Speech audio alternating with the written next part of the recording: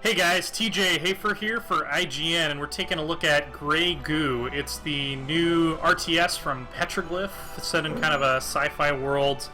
You can play as three different races. There's the humans, the beta, which are kind of like a scrappy industrial alien sort of race, and also is the Grey Goo. I'm actually going to go and do a quick skirmish game against the AI as the Goo, because they're kind of the star of the show. They're really what I feel like makes this game different. So I'm going to go ahead and pick a smaller map here. We'll play against the humans. They're kind of the more technologically advanced race here.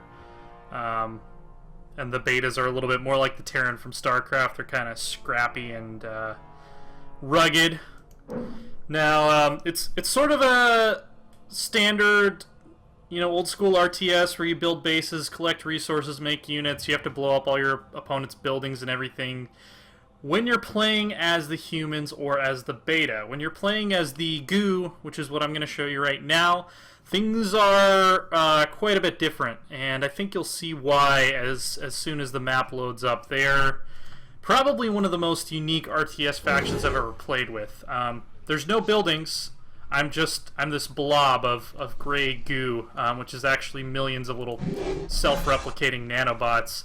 So I'm gonna go bring my my mother Goo, which is kind of my base here, and put it on this resource event. Now, if I was playing as the beta or the humans, I would be building basically like an extractor and sending out worker units to harvest this, as you would do in a normal RTS. But as the Grey Goo, you just kind of park here and soak up resources, soak up mass. You get bigger and bigger, and you can actually move your mother Goo around, so your base is never stuck to one place. Like I could go over here, might be lower yield resources but a little bit easier to defend, so it's kind of a trade-off.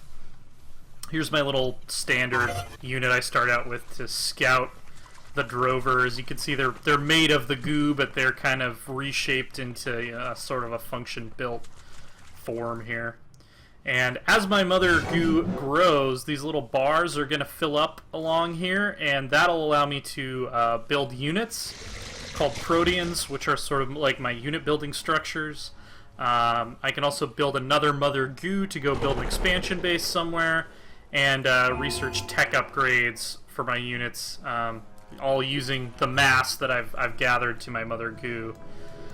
So here's the human base. You can see they're kind of more kind of idealistic, sort of futurist, almost like Metropolis looking.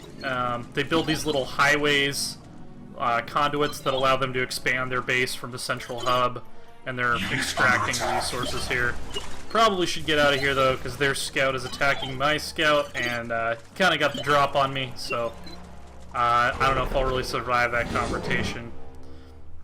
So as you also see that there's a fixed number of resources represented by this green bar, so I will eventually have to move at a certain point and extract resources elsewhere. You can't stay on the same base forever, which is pretty common in RTSs.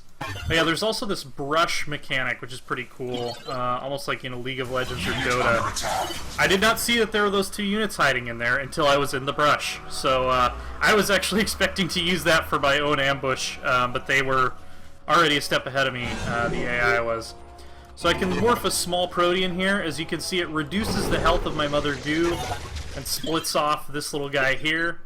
And then he can basically morph into, standard infantry units, some anti-armor, these scout units that can see up cliffs, which is really useful, or like an anti-air unit. I'm just going to make 4 of these guys and go see if I can maybe get a jump on his resource production line here.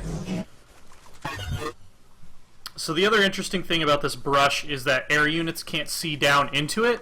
So if you build air units and fly them over the top of brush, they'll be totally blind unless they have ground support to help them get vision. So ground units can't fire into it without a spotter, and air units can't see in there at all without a spotter.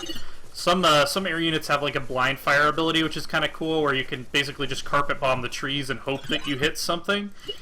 But unless you have a spotter, you might just be wasting your time shooting at nothing. It also uses a sort of Supreme Commander type resource economy system. Whereas, you know, instead of like paying full price for a unit, it ticks down over time, so your economy can actually crash. Not as the goo, obviously, because they're a little different, but when you're playing as the humans or the betas, you're producing units on an ongoing basis and losing resources little by little instead of, you know, buying them out in lump sums, which is... I always thought that was a cool mechanic. I kind of prefer that to sort of the StarCraft way of doing things where you pay all at once. So I think, yeah, I could spawn another Mother Goo here. And that's basically how I take an expansion base. So I just go ahead and bring my second Mother over, and she'll start collecting here, and she'll eventually be able to split off into... I say she, it's a big massive goo. I don't think it really has a gender, but it's referred to as a Mother Goo, so I kind of think of it in a feminine sense, I suppose. Oh, I'm not paying attention to my units here. It's also not a very micro-heavy game, and the developers were very clear about doing that purposefully. It's much more about, you know, big strategic decisions, making the right unit compositions, not necessarily being able to micro your units better than everyone else.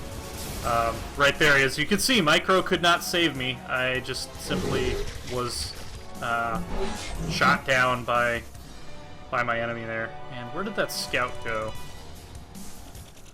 So I can unlock some tech upgrades here, damage over time for my artillery, I can send out a drone that can kind of scout around the map. I can also morph eventually a large Protean, which is basically what I use to morph my bigger units, like this Destructor is basically the goo equivalent of a tank. So these guys should be able to deal some damage. I think I can probably support him with some of these littler guys, too.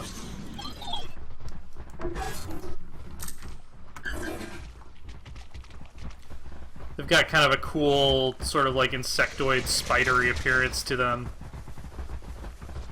And the Mother Goo, if they come to attack my base, the other cool thing about her is she's really slow moving, but if she moves over enemy units, they'll actually get absorbed into her and take damage over time, which is pretty cool. Like the nanobots are like deassembling, you know, whatever they touch. So if your opponent tries to attack and rush your base early on, you can shut them down pretty quickly using that mechanic, which I thought was a pretty neat touch. Let's see if I can take out this extractor here before they bring their forces to bear. Unit under attack. Oh, they've got some artillery coming down on me from outside my line of sight, which is, of course, always something you have to watch out for, but I think I can sacrifice... Oh, they've got tanks. Yeah, so kind of outplayed by the AI there. The other cool thing, I'm not sure if this one's big enough yet, but eventually when a Mother Goo gets big enough, you can morph it into a Proto-Purger, which it'll basically become dormant. It'll stop collecting resources, and eventually turn into this big super unit that can like shoot out tendrils of goo and destroy everything in its path, which is pretty cool. But it takes a long time for it to morph into a Purger, a full-blown Purger, and it's vulnerable during that time. But what you can do is you can bring your other mothers, your expansion bases basically, back to merge with it to speed up that process. So you get an interesting thing with the goo where they're spreading out during the early and mid game, and then to build their super unit they kind of all coalesce back to one spot at the very end. And it looks like my one tank is still plucking away here. I guess they forgot to kill him. Maybe I actually won the battle by like a hair and I didn't even realize it. See if I can get out of range of this artillery here and take out their extractor. But yeah, as you can see also, the maps are very big, very open. There's not a lot of choke points like you would see in StarCraft. A lot of the factions can build, especially the beta, can build... here I'm gonna run these guys over. Yep, that's what happens if you try to go after a Mother Goo without sufficient support. And without, you know, sufficient awareness to pull your guys back, because obviously they're very slow. You can definitely kite a Mother Goo if you're careful about it. Oh, and I'm gonna lose it. Oh, but maybe I'll at least do some damage first. Yeah. Unit under attack. So yeah, a lot of the factions can build walls and things. Map control is a very big issue because you have these big wide open lanes and these resource deposits that are in like really hard to defend positions. You really kind of have to use structures and use battlefield awareness to your advantage, which not all RTS games really. It's not something all RTS games focus on these days. I was kind of welcome to see that back in the mix.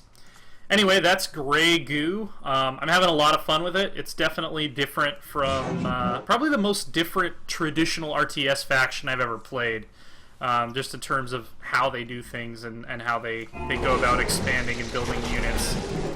Definitely something to check out if you're a little bit tired of the standard RTS formula, but you still like the base building and all those classic StarCraft Command and Conquer mechanics that are starting to become a little bit rarer these days. Grey Goo is kind of a nice middle ground between old school and innovation, and apparently my tank is still alive. I don't know how that's possible, but I'm just going to leave him to do his thing there. He'll be a great hero of the Goo, and for everything on Grey Goo, remember to keep it on IGN.